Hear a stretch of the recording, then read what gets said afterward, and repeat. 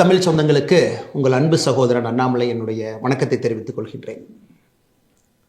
உங்களிடம் ஒரு உண்மையை சொல்லி இதை ஆரம்பிக்க வேண்டும் என்று நினைக்கின்றேன். எனக்கு அரசியல் வருவதற்கு முன்பு பெரும்பாலும் தேசிய கட்சிகள் என்று சொன்னால் கொஞ்சம் நானும் தூரம் இருந்து பார்க்கக்கூடிய ஒரு சாதாரண விவசாயினுடைய மகன். காரணம் 1965 ஏற்பட்ட குளறுபடிகள். தமிழகத்தில் ஒரு மொழியை திணித்து அதைத்தான் படிக்க வேண்டும் என்று சொல்லி தமிழக மக்களை எல்லாம் கிளர்ச்சி அடைய செய்து மத்தியில் இருந்த காங்கிரஸ் ஆட்சி பெரும் பிரச்சனை ஏற்படுத்தியிருந்தார். அதனால் தேசிய கட்சின்னு சொன்னாவே கொஞ்சம் ஓரத்திலிருந்து பார்க்குற ஒரு சாதாரண மனிதனாக நான் இருந்து வந்தேன். 2019 மே 31 புதிய கல்விக் கொள்கை, நியூ எஜுகேஷன் பாலிசி, அந்த கமிட்டியினுடைய தலைவராக இருக்கக்கூடிய கஸ்தூர் ரங்கன் ஐயா, ஐஎஸ்ஆர்ஓவில் பெரிய மனிதராக இருந்தவர், அந்த ரிப்போர்ட்டை கொடுக்குறாங்க. அந்த ரிப்போர்ட் மோடி ஐயாவுக்கு கொடுக்கப்பட்ட பொழுது அதில் என்ன சொல்லியிருந்தாங்கன்னா, இந்தியாவில் எல்லாருமே 3 மொழிகளை கற்க வேண்டும். முதல் மொழி நம்முடைய தாய்மொழியாக இருக்கணும், தமிழகத்தை பொறுத்தவரை தமிழ் மொழியாக இருக்கணும். 2வது மொழி ஆங்கில மொழியாக இருக்கணும். 3வது மொழி கட்டாய ஹிந்தியாக இருக்க வேண்டும் என்று மே 31, 2019 கொடுக்கப்பட்ட ரிப்போர்ட். அது மோடி ஐயாவுக்கு வந்தோடனே கேபினெட்டில் மோடி ஐயா வச்சு இது ஏற்புடையது அல்ல, 1965 இதே தான் ஓடிட்டு இருக்கு, 68 புதிய கல்விக் கொள்கையாக இருக்கட்டும், 86 வந்த அடுத்த கல்விக் கொள்கையாக இருக்கட்டும், எல்லாத்திலும் இதே பிரச்சனை. ஆனால் நம்முடைய புதிய கல்விக் கொள்கை என்பது மாறுபட்டு இருக்க வேண்டும் என்பதற்காக பாரத பிரதமர் நரேந்திர மோடி அவர்கள் ஜூன் 3 2019 இந்த கமிட்டி கொடுத்த ரிப்போர்ட்டை மாத்துறார். 3 மொழிகளை கற்க வேண்டும், உண்மைதான். காரணம், உலகம் மாறிவிட்டது, முன்னேறி கொண்டிருக்கிறது, எல்லாரும் நிறைய மொழி தெரிஞ்சுக்கிறாங்க. முதல் மொழி தாய்மொழி தமிழாக இருக்கட்டும், 2வது மொழி ஆங்கிலமாக இருக்கட்டும், 3வது மொழி கட்டாய ஹிந்தியாக இருக்கக்கூடாது. இந்திய மொழிகளில் உங்களுக்கு பிடிச்ச ஏதோ ஒரு மொழியை கற்றுக்குங்க. அதாவது ரிப்போர்ட் கொடுக்கப்பட்டது கட்டாய ஹிந்தி மொழி. காரணம் 68 அப்படித்தாங்க, அப்போ இருந்த கல்விக் கொள்கை அப்படித்தான். ராஜீவ்காந்தி ஐயா காலத்தில் வந்த 2வது கல்விக் கொள்கை அப்படித்தான்.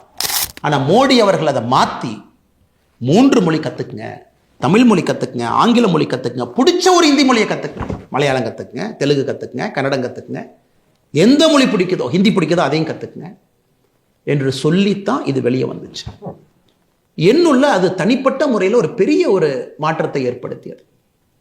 ஒரு மத்திய அரசில் இருக்கக்கூடிய பிரதமர், தமிழ்நாட்டை சாராதவர், குஜராத்தை சார்ந்தவர், 5 ஆண்டு காலம் வெற்றிகரமாக ஆட்சியை நடத்திட்டு 6வது ஆண்டில் அடியெடுத்து வச்சிருக்கிறாங்க 2019.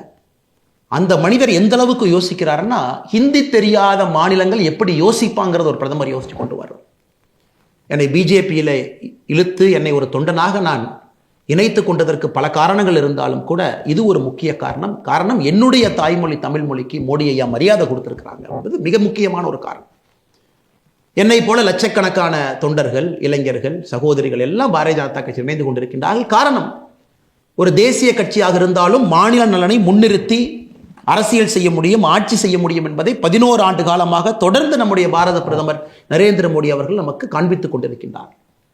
ஆனால் இன்னைக்கு தமிழ்நாட்டில் பாருங்க என்ன அநியாயம் பண்ணிட்டு இருக்காங்க. அதே பழைய பஞ்சாங்கத்தை அப்படியே தூக்கிட்டு வர்றாங்க. 1965 பஞ்சாங்க மாடல், அந்த பஞ்சாங்கத்தை அப்படியே ஓபன் பண்றாங்க. ஐயோ, ஹிந்தி மொழியை திணிக்கிறாங்க, நாங்கள் ஆர்ப்பாட்டம் பண்ண போறோம். எப்படி ஹிந்தி மொழியை திணிக்கிறாங்க? ஹிந்தி மொழியை யார் திணிக்கின்றார்?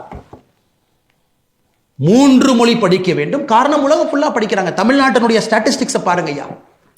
அரசு பள்ளியில் படிக்கக்கூடிய மாணவர்கள் 52 லட்சம், தனியார் பள்ளியில் படிக்கக்கூடிய மாணவர்கள் 56 லட்சம். தமிழ்நாட்டில் அரசு பள்ளியை விட தனியார் பள்ளியிலே மாணவ செல்வங்கள் அதிகமாக படிக்கிறாங்க, 4 லட்சம் பேர் அதிகம். தனியார் பள்ளியில் படிக்கக்கூடிய மாணவர்களும் ஸ்டேட் போர்டு சிலபஸ் இருக்கு, சிபிஎஸ்இ இருக்கு, ஐசிஎஸ்இ இருக்கு, ஐபி சிலபஸ் இருக்கு. இதெல்லாம் எடுத்து பார்த்தீங்கன்னா 30 லட்சம் பேர் சிபிஎஸ்இ, ஐசிஎஸ்இ, ஐபி இதுக்குள்ள வந்துகிட்டு இருக்காங்க. அப்படி என்றால் குறைந்தபட்சம் 30 லட்சம் மாணவர்கள் தமிழ்நாட்டில் 3 மொழி படிக்கிறாங்க. 3 மொழி படிக்கிறாங்க, தமிழ் படிக்கிறாங்க, ஆங்கிலம் படிக்கிறாங்க, 3வது ஏதோ ஒரு மொழியை படிக்கிறாங்க. ஏன் இவ்வளவு பேசுறாரே நம்முடைய கல்வித்துறை அமைச்சர் அன்பில் மகேஷ் பொய்யாமொழி அவர்கள், அவருடைய மகனே தமிழ் மொழிக்கு பதிலாக பிரெஞ்சு மொழியை படிக்கிறாரு பிரைவேட் ஸ்கூல். நம்முடைய பள்ளி கல்வித்துறை அமைச்சருடைய அவலத்தை நான் சொல்றேன். எப்பொழுதுமே தனிப்பட்ட ஒரு மனிதனை வெளியே கொண்டு வருவது என்னுடைய நோக்கம் அல்ல. ஆனால் இந்த நேரத்தில் நான் பேச வேண்டிய கட்டாயம், அவர் பிரெஞ்சு மொழி படிப்பது தப்பில்லை நான் சொல்றேன். பிடிச்ச மொழியை படிங்க, 3வது மொழி படிங்க. ஆனா உங்க குழந்தை பிரெஞ்சு மொழி படிக்கணும் பிரைவேட் ஸ்கூல்ல. இந்த 52 லட்சம் பேர் அரசு பள்ளியில தட்டு தடுமாறி அதில் லட்சக்கணக்கான மாணவர்கள் வெறும் மரத்துக்கு கீழே வெயில்ல உடைஞ்சு போன ஒரு பிளாக் போர்டை வச்சுக்கிட்டு குறைவாக ஆசல் இருக்கக்கூடிய அந்த நேரத்தில் அவங்க படிச்சுட்டு இருக்காங்க. இதை எப்படி ஏற்றுக்க முடியும்? முதலமைச்சர் ஸ்டாலின் அவங்ககிட்ட இருந்து ஆரம்பிச்சு கடைசி திமுக கவுன்சிலர் வரைக்கும் நான் சொல்றேன். நான் யாரும் எடுக்கல. திமுகவுடைய கடைக்கோடியில் இருக்கக்கூடிய கவுன்சிலர் வரைக்கும் குழந்தைங்க 3 மொழி படிக்கிறாங்க. பிரைவேட் ஸ்கூலுக்கு போறாங்க, படிக்கணும். ஏன்னா அவங்க படிக்கணுமா, வெளிநாட்டுக்கு போகணுமா, நல்லா சம்பாதிக்கணுமா, மல்டிநேஷனல் கார்பரேஷன்ல வேலை பார்க்கணுமா, சிவில் சர்வீஸ்க்கு வரணுமா, அரசியல்வாதிகளாக வரணும். ஆனா அரசு பள்ளியிலே படிக்கக்கூடிய 52 லட்சம் மாணவர்கள் நாம் என்ன பண்ணணுங்க? இவங்களுக்கு போஸ்ட் ஓட்டணும். இது அவங்க நோக்கம். தமிழ்நாட்டில் மொழியை வைத்து கல்வியை வைத்து 2 கிளாஸஸ் ஆஃப் பீப்புள், 2 தரப்பட்ட மனிதர்களை உருவாக்கிட்டான். ஒருவன் மேல மேல போயிட்டு இருப்பான், கல்வி தகுதி குறைவாக கொடுத்து இன்னொரு தரப்பட்ட மனிதன் அவங்களுக்கு நம்ம பணி செய்யணும். கடையில கை கட்டி நிக்கணும், வேலை பார்க்கணும், கூலி வேலைக்கு போகணும், தோட்டத்தில் வேலை பார்க்கணும். அவங்க ஒரு கம்பெனி நடத்தினாங்கன்னா டயரை உருட்டணும், வீட்டை சுத்தம் பண்ணணும், தெருவை சுத்தம் பண்ணணும், துப்புரவு பணியாளர்களாக வேலை செய்யணும். இதெல்லாம் நாம செய்யணும். ஏன்னா அரசு பள்ளியில் படிச்சுட்டாங்க, அவங்களுக்கு 2 மொழி மட்டும்தான் தெரியும். அந்த 2 மொழியும் உருப்படியா தெரியுதா? அடுத்த கேள்வி. தமிழை வைத்து அரசியலிலே தஞ்சம் அடைந்து பிழைப்பு நடத்தி கொண்டிருக்கின்றார்கள் திராவிட முன்னேற்ற கழகம். தமிழ் மொழியை வச்சு பிளப்பு நடத்துறாங்க. அவங்க நிலைமையை பாருங்க. இந்த ஆண்டு 2024 ஏசர் என்கின்ற அமைப்பு ஒரு லேர்னிங் அவுட்கம்ஸ், ஒரு மாநிலத்தில் படிப்பினுடைய தகுதி, கல்வித்திறன் எந்த அளவுக்கு இருக்குன்னு சோதிக்கக்கூடியது. மினிஸ்ட்ரி ஆஃப் எஜுகேஷன் அவங்க நடத்தக்கூடிய ஒரு ஆய்வு. நிறைய என்ஜிஓக்கள் சேர்ந்து அந்தந்த மாநிலத்தில் நடத்துகிறாங்க. தமிழ்நாட்டில் ஏசர். இதை தாண்டி எந்த ஒரு ஆய்வறிக்கையும் இல்லைங்க சார், இல்லைங்க பெரியவர்களே, தாய்மார்களே. இந்த ஏசர் 2024 பாருங்க. 2ஆம் வகுப்பில் இருக்கக்கூடிய ஒரு தமிழ் பேரா கொடுக்குறாங்க. இதை படிக்கணும். எத்தனை மாணவர்கள் 2ஆம் வகுப்பில் படிக்கிறீங்க, எத்தனை மாணவர்கள் இதை 5ஆம் வகுப்பில் படிக்கிறீங்க, எத்தனை மாணவர்கள் 8ஆம் வகுப்பில் படிக்கிறீங்க. அவங்க கொடுத்த அந்த தமிழ் பேராகிராஃப் பாருங்க. ஒரு ஊரில் ஒரு ஏழை விவசாயி இருந்தார். அவரிடம் ஒரு பானை இருந்தது. அதில் அவர் தினமும் வீட்டிற்கு தண்ணீர் கொண்டு வருவார். ஒரு நாள் பானையில் ஒரு ஓட்டை விழுந்து விட்டது. என்ன செய்வதென்று யோசித்தார். அவர் தண்ணீர் கொண்டு வரும் பாதையில் பூ விதைகளை விதைத்தார். அந்த ஓட்டை பானையிலிருந்து ஒழுகிய நீரினால் அந்த விதைகள் செடிகளாக வளர்ந்தன, அழகான பூக்கள் மலர்ந்தன. இதுதாங்க ஐயா பேரா. இதை 2ஆம் கிளாஸ்ல இருக்கக்கூடிய text book, school text book, அதெடுத்து எல்லாத்தையும் படிக்க சொல்றாங்க. 3ஆம் வகுப்புல எத்தனை பேர் அதை படிக்கிறாங்க? 3ஆம் வகுப்புல படிக்கக்கூடிய நம்முடைய மாணவ செல்வங்கள் இந்த தமிழ்ல எத்தனை பேர் படிக்கிறாங்க? அந்த ஆய்வறிக்கையின்படி தமிழகத்துல 87% குழந்தைகள் 3ஆம் வகுப்புல இதை படிக்க தெரியல. 87% கிளாஸ் 3 படிக்க தெரியல. இதே உத்தரப்பிரதேசம், குஜராத், மகாராஷ்டிரா, பீகார்ல அவங்களுடைய தாய்மொழி ஹிந்தியை குடிச்சு, குஜராத்தியை குடிச்சு படிக்க சொல்றாங்க. இதே மாதிரி ஒரு பேராகிராஃப். ஸோ உத்தரப்பிரதேசில் எடுத்துக்கிட்டீங்கன்னா 27% படிக்கிறாங்க. அப்ப என்ன அர்த்தங்க? 27% படிக்கிறாங்கன்னா 73% படிக்க முடியல. தமிழகத்தில் 87% படிக்க முடியல. உத்தரப்பிரதேசில் 73% படிக்க முடியல. குஜராத்தில் 75% படிக்க முடியல. மகாராஷ்டிராவில் 63% படிக்க முடியல. பீகாரில் 80% படிக்க முடியல. 3ஆம் கிளாஸ்ல இருக்கக்கூடிய பையங்க அவங்க தாய்மொழியில் ஒரு பேரா படிக்கணும். தமிழகத்தில் 87% குழந்தைகள் 3ஆம் வகுப்புல 2ஆம் வகுப்பினுடைய பாடப்புத்தகத்தில் இருக்கக்கூடிய நாம் படிச்ச இந்த தமிழ் பேராவை படிக்க முடியலைங்க ஐயா. சரி, இதே பேராவை 5ஆம் வகுப்பு குடிச்சு படிக்க சொல்றாங்க. 5ஆம் வகுப்பு அரசு பள்ளியில் இருக்கக்கூடிய மாணவனை படிக்க சொல்றாங்க. தமிழகத்தில் 5ஆம் வகுப்பு படிக்கக்கூடிய அரசு பள்ளி மாணவன் 63% பேர் அது படிக்க முடியும். 5ஆம் வகுப்பு மாணவன். இதை 8ஆம் வகுப்பு மாணவன் கொடுத்து படிக்க சொல்றாங்க. 8ஆம் வகுப்பு படிக்கக்கூடிய நம்முடைய மாணவ செல்வங்கள் 38% 2ஆம் வகுப்பில் எழுதியிருக்கக்கூடியதை படிக்க முடியலைங்கய்யா.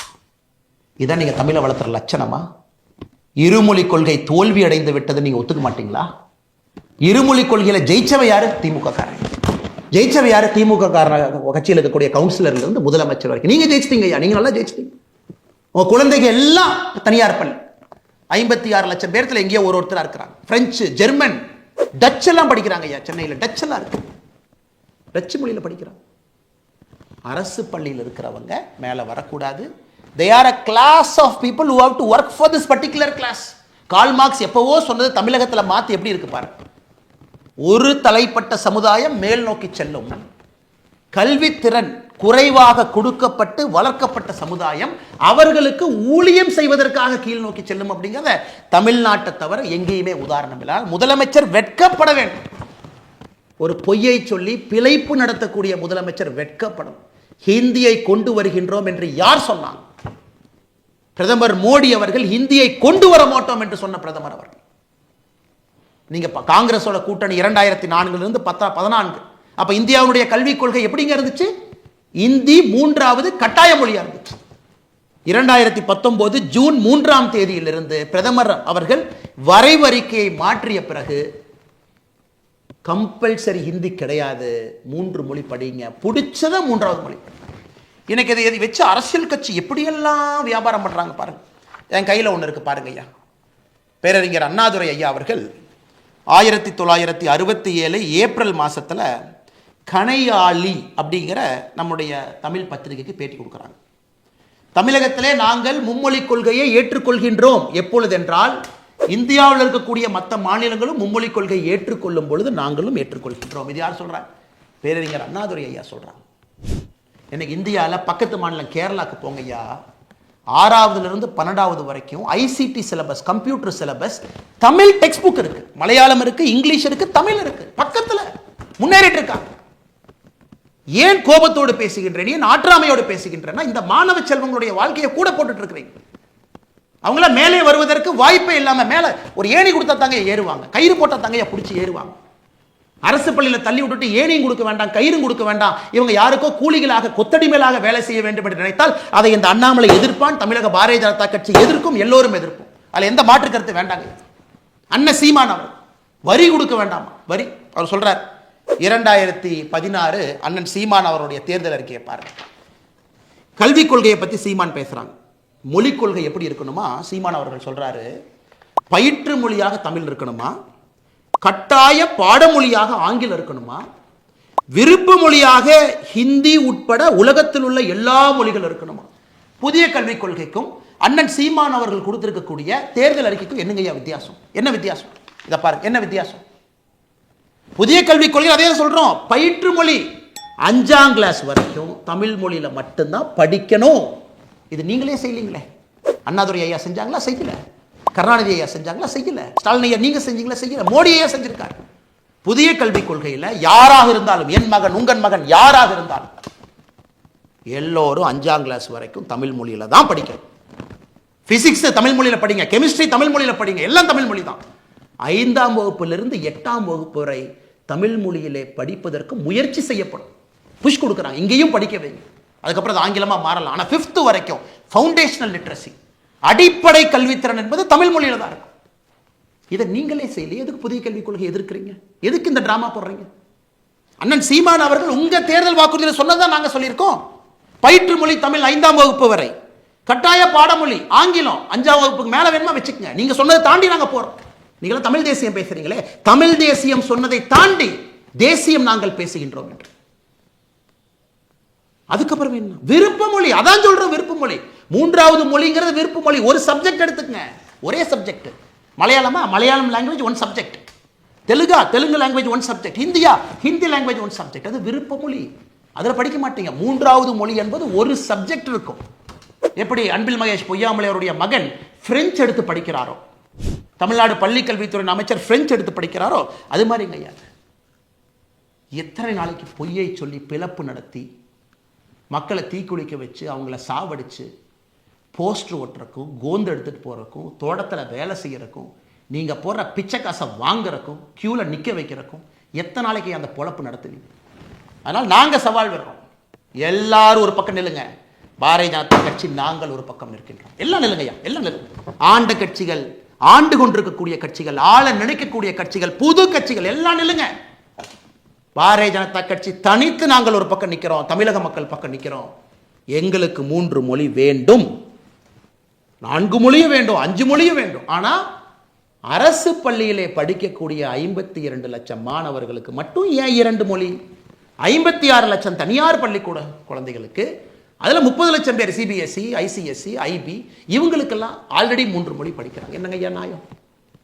எத்தனை பள்ளிக்கூடம் நடத்துறீங்க? அது பேசி பேசி பேசி பேசி காதுல புண்ணாயிருச்சு எல்லாத்துக்கும். திமுக காரங்க நடத்தக்கூடிய பள்ளிக்கூடம், நீங்க நடத்துற சிபிஎஸ்இ பள்ளிக்கூடம், அதுல நீங்க சொல்லிக் கொடுக்குற 3, அதுக்குள்ள எனக்கு போவே விரும்பல. எல்லாருக்கும் தெரியும் திமுக காரன் நடத்தக்கூடிய பிரைவேட் ஸ்கூல்ல 3 மொழி, அதுவும் தமிழ்ல பேசினா ஃபைன் போடக்கூடிய ஸ்கூல் திமுக காரன் நடத்துறீங்க.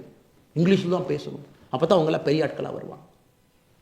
அதனால் முதலமைச்சர் மு.க.ஸ்டாலின் ஐயா அவர்களே, எதிர்க்கட்சி தலைவர் அண்ணன் எடப்பாடி பழனிசாமி அவர்களே, அண்ணன் சீமான் அவர்களே, அண்ணன் விஜய் அவர்களே, எல்லா தமிழகத்தினுடைய கட்சி தலைவர்களே, நன்றாக புரிந்து கொள்ளுங்கள். உங்க குழந்தைங்க எங்க படிக்கிறாங்கன்னு நெஞ்ச தொட்டு சொல்லுங்க. உங்க குழந்தைங்க எங்க படிக்கிறாங்கன்னு வெள்ளை அறிக்கை கொடுங்க. நாங்க பாரதிய ஜனதா கட்சியில எங்க குழந்தைகள் எங்க படிக்கிறாங்கன்னு வெள்ளை அறிக்கை நான் கொடுக்கிறேன். என் குழந்தை 2 மொழி கொள்ளியா, 3 மொழி கொள்ளியா, அரசு பள்ளியா, தனியார் பள்ளியா, ஏன் நான் சொல்றேங்க ஐயா, நீங்க சொல்லுங்க. நீங்க சொல்லுங்க. ஸ்டாலின் ஐயா உங்க பேரை எங்க படிக்கிறான்னு சொல்லுங்க. நான் எல்லாத்துக்கும் நான் பையன் சொன்னேன், உங்களுக்கு பேரன்னு சொல்றேன். ஏன்னா நீங்க தான் அப்பா அப்பான்னு சொல்றீங்களே. தமிழ்நாட்டில் நீ அப்பா அப்பான்னு கூப்பிட்டு எனக்கு ஒரே சந்தோஷமா இருக்கு. சில பேர் தாத்தான்னு கூப்பிடுறாங்க இல்லைங்க, ஏன் வயசு குறைக்கிறதுக்காக அப்பான்னு பேசுறீங்களா? தாத்தான்னு நல்லா தானே இருக்கு. வயசானவங்களை ஜெனரலாக தமிழ்நாட்டில் தாத்தான்னு தானே கூப்பிடுவாங்க. அதனால் உங்களுடைய பேர குழந்தை எங்கே படிக்கிறாங்கன்னு சொல்லுங்கள். எந்த பள்ளிக்கூடத்தில் படித்தார், அவர் எத்தனை மொழி படித்தார், எங்கே படித்தார்? ஃபுட்பால் விளையாடுறக்கு ஒரு யூரோப்பியன் நேஷன் போகிறாரு, தமிழ் மொழியை வச்சு சமாளிக்க முடியுமா? போதுமா? நம்ம ஊரில் நம்முடைய மொழியை கொடிப்பிடித்து நிற்போம், உயிரை கொடுத்து நிற்போம், உறுதியாக நிற்போம். தமிழ் மொழிக்கு அழிவு கிடையாது, எப்பொழுதும் அழிவு வராது. இந்தியாவில் எல்லாருமே 3 மொழி கொள்கைக்கு போயிட்டாங்க. ஏன்? பிரதான் அவர்கள் சொன்னதை, மத்திய அமைச்சர் சொன்னதை மாற்றி மாற்றி பேசுகிறேன். நீங்களே 2024 PM ஸ்ரீ பள்ளிக்கூடத்தை ஏற்றுக்கிறேன்னு நீங்கள் தான் சொன்னீங்க. சீஃப் செக்ரட்டரி கடிதம் போட்டார், இல்லைன்னு சொல்லுங்கள். சீஃப் செக்ரட்டரி முதலமைச்சர் ஸ்டாலின் ஐயா அனுமதி இல்லாமல் சீஃப் செக்ரட்டரி கையங்காலம் வந்துருச்சு, கடிதம் போட்டாரா? PM ஸ்ரீ பள்ளிக்கூடத்தை ஏற்றுக்கொள்ள வேண்டும் என்று சொன்னார். நல்லா புரிஞ்சுக்க. PM ஸ்ரீ பள்ளிக்கூடம் தமிழ்நாட்டுக்கு வேணும். ஏன்னா அவங்ககிட்ட அடிப்படை கட்டமைப்பு இல்லை, குழந்தைங்கள்லாம் மரத்து கீழே படிக்கிறாங்க. மாற்றி மாற்றி பேசாது. தமிழ்நாட்டுக்கு கல்வியில் என்ன பணம் மத்திய அரசு கொடுக்கணுமோ அது கொடுப்பாங்க. பிரதான் அவர்கள் சொன்னதை திருத்தி பேசாதீங்க, மாற்றி பேசாதீங்க. நீங்கள் கொடுத்த கமிட்மெண்ட்டை திரும்ப கேட்குறாரு. நீங்கள் தான் எழுத்துப்பூர்வமாக கொடுத்தீங்க. PM ஸ்ரீ பள்ளிக்கூடம் ஏன் வேண்டாம்னு சொல்கிறீங்க? ஆமாம், அது புதிய கல்விக் கொள்கையினுடைய அங்கம்தான் PM ஸ்ரீ பள்ளி. அதில் எந்த மாற்று கருத்தும் இல்லையே. ஜவஹர் நவோதயா பள்ளியில் படித்த IIT, IIM, சிவில் சர்வீஸ் பிரித்து மேய்ஞ்சிட்டு இருக்கான் சார். ஏகலவ்யா மோடியை நடத்தக்கூடிய ட்ரைபல் பள்ளியில் படித்த IIT, IIM பிரித்து மேய்ஞ்சிட்டு இருக்கான் சார். நீட்டெல்லாம் சாதாரணமாக லெஃப்ட் ஹேண்டில் டீல் பண்ணிட்டு போயிட்டு இருக்கான் சார். மாணவ செல்வங்களுக்கு பயத்தை விதைத்து விதைத்து எந்த மாதிரி ஒரு தலைமுறையை உருவாக்கி வச்சிருக்காங்க. அதனால் உங்கள் சவால் நாங்கள் ஏற்றுக்கிட்டோம். நல்ல ஆர்ப்பாட்டம் பண்ணுங்க, போராட்டம் பண்ணுங்க. பாரதிய ஜனதா கட்சியும் களத்தில் இருப்போம். நாங்களும் மக்கள்கிட்ட பேசுவோம். மக்கள் யார் பக்கம்னு பார்ப்போம். மேபி உங்களுக்கு கட்சி கூட்டத்தை நீங்கள் கூட்டு வரலாம், ஆனால் எங்கள் பக்கம் மக்கள் இருக்கிறாங்க. மக்களுக்கு தெரியும், ஒரு மனிதனுக்கும் தெரியும், அவருடைய குழந்தை மேலே போனதாங்க அப்பா அம்மா நினைப்பாங்க. ஏதாச்சும் ஒரு அப்பா அம்மா குழந்தைய போஸ்ட் ஒட்டுறக்கும் கோந்து எடுத்துட்டு போய் திமுக அறிவாலய வாசல் அடிமையாக இருக்க ஏதாச்சும் ஒரு தன்மானம் இருக்கக்கூடிய தமிழன் நினைப்பானா? ஆனால் சவாலை நாங்கள் ஏற்றுக்கொண்டு விட்டோம். களத்தில் சந்திப்போம். நான் 3 மொழி கொள்கையை ஆதரித்து களத்தில் நிற்கப் போகின்றேன். பாரதிய ஜனதா கட்சி நிற்கும். எங்க தலைவர்கள் தொண்டர்கள் எல்லாம் நிற்பாங்க. பட்டி தொட்டி எல்லாம் எடுத்துட்டு போறோம். நீங்க 2 மொழி கொள்கையை பேசுங்க, ஆனா உங்க குழந்தைங்க 3 மொழி படிக்கணும். அதையும் மக்கள் தோல் உரிச்சு பார்க்கத்தானே போறாங்க. அதனால பேசக்கூடிய அரசியல் தலைவர் முதல்ல இது பேசுறதுக்கு முன்னாடி நீங்க யாரு, உங்களுக்கு எத்தனை குழந்தைகள் இருக்கிறாங்க, எத்தனை பேர் தனியார் பள்ளியில் படிக்கிறாங்க, எந்த மொழியில் படிக்கிறாங்கன்னு சொல்லிட்டு பேசுனா அந்த டிவியில் பார்க்கக்கூடிய அன்பு சொந்தங்களுக்கு தெரியும் யார் உள்ளத்திலிருந்து பேசுறாங்க, யார் போய் பேசுறாங்க. இது சற்ற நீண்ட ஒரு காணொலியாக இருந்தாலும் கூட இது ரொம்ப முக்கியமான ஒரு காணொலிங்க. கண் முன்னால் நம்முடைய இளைய சமுதாயம் அழிவதை நம்மால் ஏற்றுக்கொள்ள முடியாது. அதனால் என்னுடைய அன்பு தமிழ் சொந்தங்களுக்கு மறுபடியும் என்னுடைய பணிவான வேண்டும். எது என்னை பாரதிய ஜனதா கட்சி கொண்டு வந்தது என்றால், முக்கியமாக ஹிந்தி கட்டாயமாக படிக்கணும்னு கொடுத்த ஒரு ரிப்போர்ட்டை அதை மோடி அவர்கள் வாங்கி வேண்டாம் என்றதை திருத்தி கொண்டு வர்றாருன்னா, அந்த மனிதனுக்கு ஹிந்தி பேசாத ஒரு மாநிலத்தின் மீது எவ்வளவு அக்கறை இருக்க வேண்டும், குறிப்பாக நம்முடைய தமிழ் இனத்தின் மீது எவ்வளவு அக்கறை இருக்குன்னு நீங்கள் பார்க்கணும். உங்களுக்கும் இந்த அன்பான வேண்டுகோளை வைக்கின்றேன். நல்லது நடக்கும், நல்லது நடந்து கொண்டிருக்கிறது. இவங்களை நம்பி நம்ம போனோம்னாங்க ஐயா, நம்ம குழந்தைங்க போஸ்ட் ஒட்டுறக்கும் கோந்து எடுத்துட்டு தெருவா சுத்தரக்கும் தாங்க ஐயா போறாங்க. நாங்கள் உங்கள் குழந்தைகளை இந்தியாவுடைய பிரதமராக கனவு காண்கிறோம். தமிழகத்தினுடைய முதலமைச்சர்களாக வர வேண்டும் என்று கனவு காண்கிறோம். IAS, IPS அதிகாரிகளாக வர வேண்டும், பெரிய ஆளுமைகளாக வர வேண்டும், பிசினஸ் மேனாக வரணும். அது எங்களுடைய கனவு. இவங்க கனவு என்ன தெரியுமா ஐயா? உங்க குழந்தைகள் அடிமைகளாக தொண்டர்களாக வர வேண்டும் என்பது இவங்க கனவு. ஏன்னா இவங்கெல்லாம் அப்படியே பெரிய ஆளுங்க, சூப்பர் ஸ்டார்ஸ். அவங்களுக்கு கீழே கைகட்டி நிற்கணும். அது வேண்டாங்க ஐயா. உடைப்போம், உங்களோடு களத்தில் இருப்போம். ஆதரவோடு நீங்கள் மோடி ஐயாவோடு இருங்கள். தமிழகத்திலே ஒரு புதிய மாற்றத்தை 2026 பாரதிய ஜனதா கட்சி தேசிய ஜனநாயக கூட்டணி கொடுக்கும். நன்றி, வணக்கம், வாழ்த்துக்கள்.